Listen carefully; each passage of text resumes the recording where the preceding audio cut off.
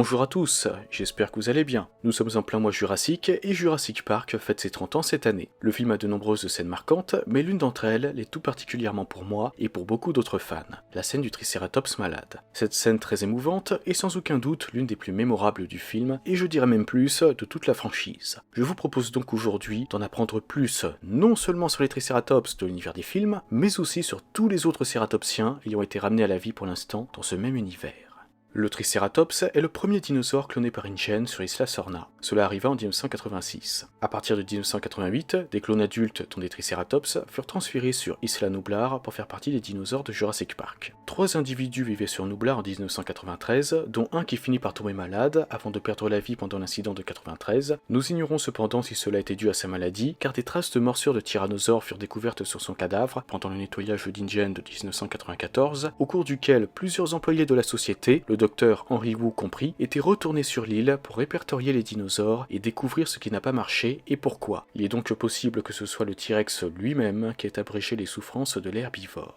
Mais vous vous demandez sans doute maintenant pourquoi ce Triceratops était malade. En fait, l'explication se trouve dans une scène coupée du film. Vous vous souvenez certainement de l'arbre à chapelet. Ces baies sont toxiques, mais les animaux n'en mangent pas. Eh bien, détrompez-vous. Dans la scène coupée en question, Tim trouve des pierres rondes à côté de la plante toxique. Selon Alan et Ellie, lorsque le Triceratops a avalé ces pierres appelées gastrolites, un moyen pour lui de broyer les aliments dans son estomac et faciliter la digestion, il a aussi mangé les baies de la plante par accident, ce qui explique pourquoi il est tombé malade. L'explication est la même dans le roman de Michael Crichton, mais dans le roman, c'est un stégosaure malade et non un Triceratops. À la suite de l'incident, les 2 Triceratops restants vivaient en totale liberté sur l'île. 1 an plus tard, ils étaient toujours en vie, mais nous ignorons ce qui leur est arrivé par la suite. Quant aux Triceratops de Sorna, 10 individus vivaient sur cette île avant le passage de l'ouragan Clarissa et l'abandon du site B par InGen. L'évolution de leur nombre au cours des années qui suivirent est cependant inconnue. Hauts de 3,6 mètres et longs de 8,9 mètres, certains ont une peau marron, tandis que d'autres en ont une de couleur beige et le dos gris foncé. Notez aussi que des rayures noires sont présentes sur la queue et que ces Triceratops-là sont plus grands que les autres. Ils sont hauts de 4,6 mètres au sommet de la collerette et longs de 10,7 mètres.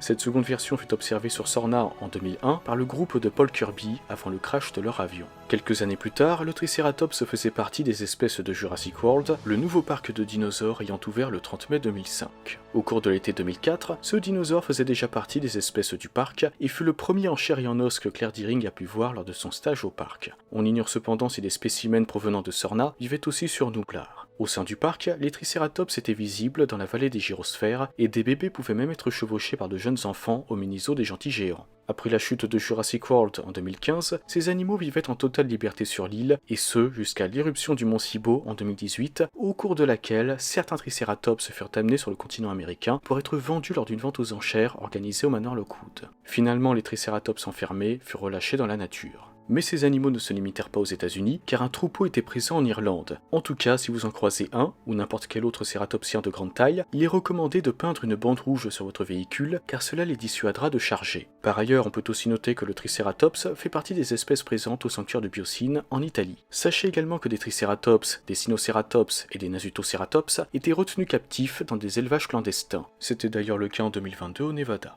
Profitons-en pour parler maintenant des Sinoceratops et des Nasutoceratops. Le Sinoceratops d'InGen a été conçu à partir d'un amalgame d'ADN de divers cératopsiens, dont celui du Pachyrhinosaure. D'après le Dinosaur Protection Group, les Sinoceratops sont nés à partir de 2014. Hauts de 4,2 mètres et longs de 8,1 mètres, ce sont des animaux solitaires, préférant les groupes familiaux à la vie en troupeau. Ils sont curieux et sociables, mais très agressifs si jamais ils sont provoqués. Sur Nublar, nous savons qu'ils vivaient à proximité de la colo du Crétacé, au nord de l'île. Certains ont une peau verte, d'autres en ont une d'un marron clair, tandis que d'autres encore ont une peau grise. En 2018, des Sinoceratops furent capturés par les mercenaires Daily Mills et amenés au manoir Lockwood avant d'être relâchés dans la nature. L'un d'eux fut rencontré au Texas, tandis que d'autres vivaient en Afrique et avaient rejoint un troupeau d'éléphants. D'autres encore vivent dans la vallée de Biosine. On peut aussi noter que de l'ADN de Sinoceratops et celui de Spinosaure ont permis à la société Mantacorp de créer un hybride connu sous le nom de Spinoceratops. Un mâle et une femelle avaient été conçus par la société. Quant aux Nasutoceratops, nous ne savons pas si c'est InGen qui les a ramenés à la vie ou une autre société, mais en tout cas ils se baladaient dans la nature en juin 2019. Hauts de 2,5 mètres et longs de 4,5 mètres, ces animaux ont une peau grise, mais leur tête et leur dos arborent quelques motifs rouges. Il est également à noter qu'il existe un dimorphisme sexuel au sein de cette espèce. Les femelles ont des collerettes plus courtes et plus rondes que les mâles. Notez aussi que la forme du museau est différente entre les mâles et les femelles, et que celles-ci ont des cornes moins longues que celles des mâles. Nous savons qu'en juin 2019, 2 adultes et leurs petits se sont retrouvés confrontés à un allosaure adulte au parc national de Big Rock au nord de la Californie. Un autre adulte fut repéré dans le Colorado et le département des animaux préhistoriques a été appelé pour sédater et relocaliser l'animal. Et un bébé fut découvert près d'une maison au Canada. Par ailleurs, tout comme les Triceratops et les Sinocératops, des Nasutoceratops vivent dans la vallée de Biosine. 2 femelles et un mâle y furent d'ailleurs conduits en février 2021. Passons maintenant à 2 autres cératopsiens qui existent dans l'univers des films, mais dont l'apparence au sein de celui-ci nous est inconnue, le Styracosaure et le Pachyrhinosaure. Le Styracosaure faisait partie des espèces ramenées à la vie par InGen pour Jurassic World, mais d'après le DPG, cette espèce finit par s'éteindre à nouveau à un certain moment avant les événements de Fallen Kingdom.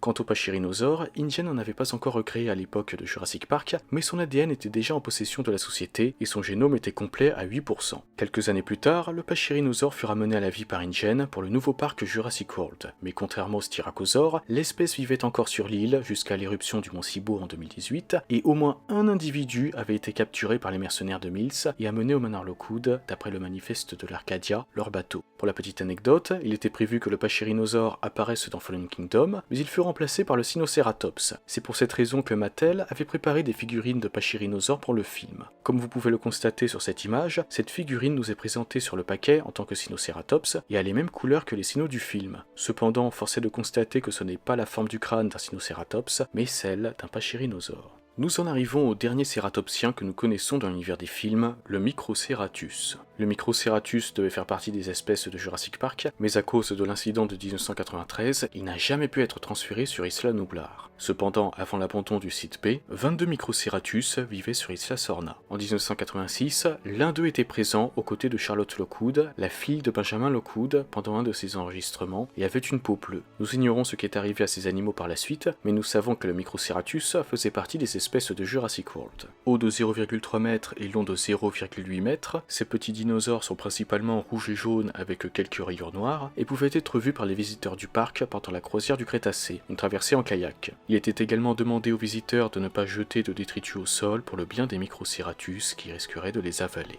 Après la chute de Jurassic World en 2015, les environs du mont Sibo étaient le territoire de prédilection des Microceratus, et il en était de même pour les Parasaurolophus et les Pachycéphalosaures. Cependant, en raison de leur choix de territoire, ces 3 espèces étaient davantage exposées à ces cendres volcaniques à cette époque. Pour finir, en 2022, au moins 3 Microceratus étaient présents au marché noir d'Embeclave à Malte en Europe, et il est également à noter que d'autres Microceratus vivent dans la vallée de Biosine. Voilà tout ce que vous devez savoir sur les Triceratops et les autres cératopsiens de la saga. De votre côté, n'hésitez pas à me donner votre avis sur eux et à me dire lequel vous préférez. Profitez-en aussi pour me dire quel cératopsien n'étant pas encore apparu dans l'univers des films vous aimeriez voir dans un futur contenu faisant partie de cet univers. Sur ce, je vous souhaite une excellente journée ou une excellente soirée, prenez soin de vous et n'oubliez pas, c'était déjà ma préférée quand j'étais gosse et je me rends compte maintenant que c'est la plus belle chose que j'ai jamais vue.